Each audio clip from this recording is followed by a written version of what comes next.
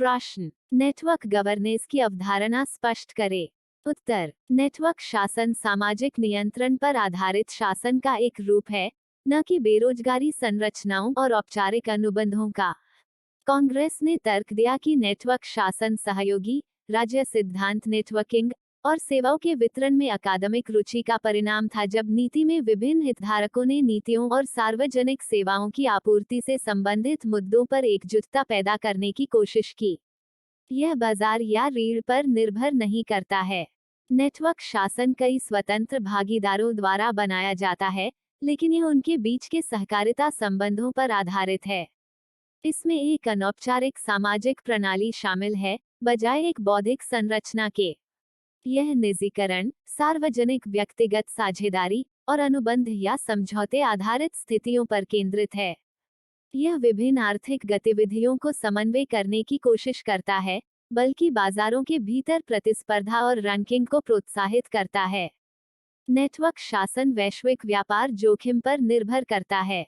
इसके अलावा, यह सूचना प्रौद्योगिकी क्षेत्र और नेटवर्क पर इसके प्रभाव पर भी निर्भर करता है। हालांकि सभी विद्वान इस सिद्धांत को स्वीकार नहीं करते हैं। अगर आप एक लोकतांत्रिक शासन संरचना के रूप में कार्य करने की अपनी क्षमता पर संदेह करते हैं तथा दूसरी ओर कुछ इसे सार्वजनिक वस्तुओं और सेवाओं की एक प्रभावी और कुशल वितरण की तरह देखते हैं। दुनिया भर के नीति निर्माता अब इसे सहयोग के तरीकों के साथ प्रयोग कर रहे हैं, जो नीति बनाने और लागू करने के आसपास विभिन्न हितधारकों के समूहों को एक साथ लाने की कोशिश करते हैं और एक अधिक संलग्न और सही प्रतिक्रिया प्रदान करते हैं।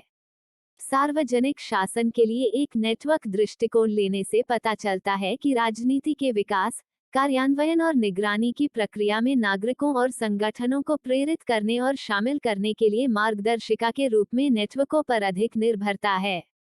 नेटवर्क शासन की वृद्धि और सार्वजनिक संस्थानों के नए सहयोगी ईथोस एक अधिक मौलिक परिवर्तन और नेटवर्किंग पैराडाइम के प्रसार को इंगित करते हैं, जिसे कैस्टेल्स ने नेटवर्क समाज की वृद्धि कहा। डिजिटल गवर्नेंस, यह रिपोर्टिंग भूमिकाओं और निर्णय लेने की शक्ति को प्रदर्शित करने के लिए एक ढांचा है जो डिजिटल उपस्थिति के माध्यम से राज्य प्रशासन की गारंटी देता है। यह कहता है कि इसकी वेबसाइटें, चैनल आदि नागरिकों के लिए काम कर रहे हैं। सरकार इस राज्य के नागरिकों को सक्रिय सार्वजनिक सेवा प्रदान करके प्रशासन प्रणाली में सुधार करने की कोशिश कर रही है। सूचना और संचार प्रौद्योगिकी के क्षेत्र में सुधार और प्रगति ने सरकार को नागरिकों की जरूरतों और इच्छाओं के अनुकूलित करने और अपनाने के लिए पुनराविष्कार में मदद की है। यह सार्वजनिक नीति के चिकनी वितरण के साथ साथ नीति के कार्यान्वयन के लिए एक राज्य की संस्था को बदल दिया है।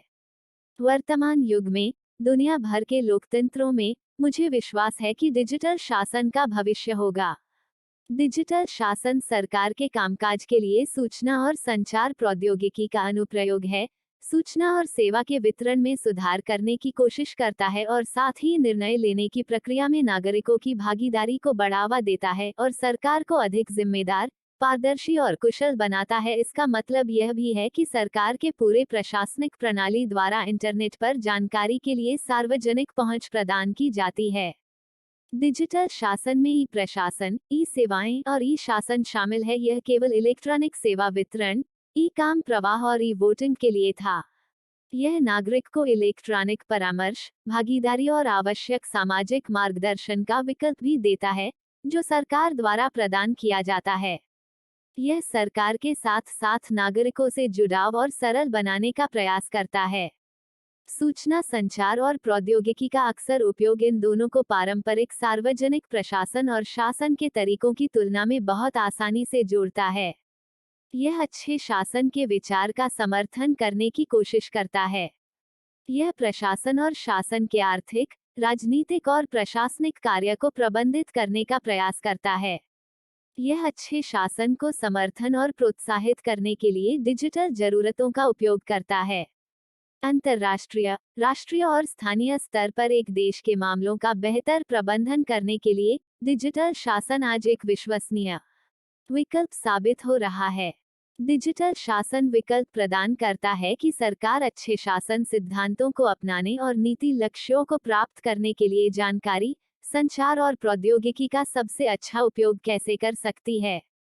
यह सूचना, संचार और प्रौद्योगिकी के उपयोग के माध्यम से सूचना के सरकारी सेवाओं के आदान प्रदान को सुविधाजनक बनाने का प्रयास करता है। प्रस्तुति समापन। आपका धन्यवाद। Disclaimer. This notes has been made after a lot of research, yet the accuracy of the answers may vary. The author assumes no responsibility or liability for any errors or omissions in the content of this notes.